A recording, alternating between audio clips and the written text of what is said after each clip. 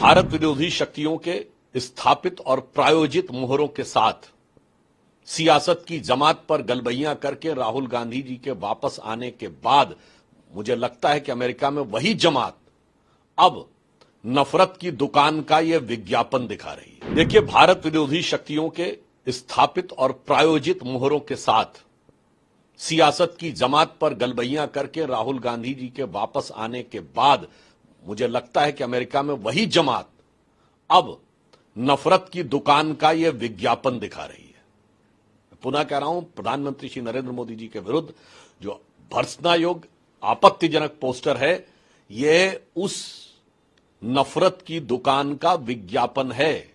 और यह संदेह हर भारतीय के मन में गहरा हो रहा है कि जिन लोगों ने भारत विरोधी शक्तियों के साथ कांग्रेस के नेता राहुल गांधी जी की मुलाकातें करवाई और समर्थन दिलवाया, जो स्थापित रूप से घोषित रूप से भारत के शत्रु हैं, उनसे समर्थन दिलवाया, क्या वही जमात इस समय मोदी जी के विरुद्ध इस नफरती विज्ञापन, ये मोहब्बत की दुकान नहीं, नफरत के दुकान के नफरती विज्ञापन के पीछे तो नहीं है?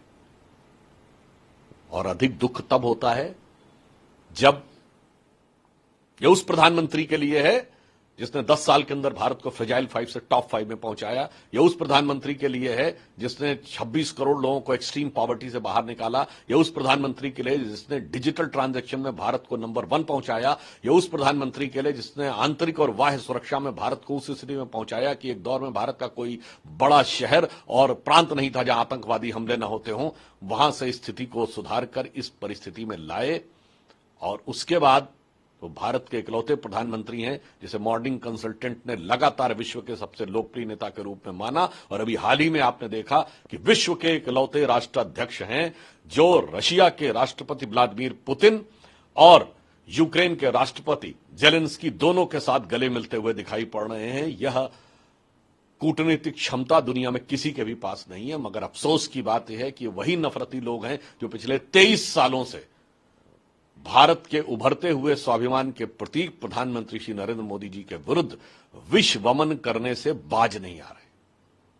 तो इनके लिए मैं एक पंक्ति में कहना चाहूंगा कि शक तो पैदा होता है, चाहे वही अंकल सैम होंगे या कोई भी होंगे, जो भी उनके साथी होंगे, उनके लिए एक पंक्ति में कहना चाहूंगा कि आज मोदी जी भारतीय राष्ट्र, भारतीय राष्ट्रवाद और जन जन के मन में भारत के स्वाभिमान की उभरती हुई आकांक्षाओं के मेरु पर्वत है। हमारी प्राचीन संस्कृति में मेरु पर्वत कहा जाता था, जो बड़ा पवित्र पर्वत माना जाता है, बड़ा प्रसिद्ध पर्वत माना जाता है। तो एक पंक्ति कहना चाहूंगा इस नफरती दुकान के विज्ञापन के लिए कि राष्ट्रवाद के महामेरु पर वार बहुत ही हल्का है।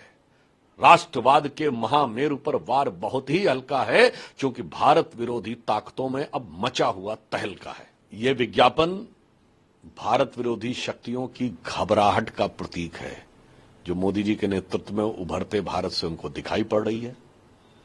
तो मैं कहना चाहता हूं कि मोदी जी आज राष्ट्रवाद के महामेरु हैं। मेरु पर्वत माना गया है अपने यहां प्राचीन संस्कृति में। तो राष्ट्रवाद के महामेरु पर वार बहुत ही हल्का है।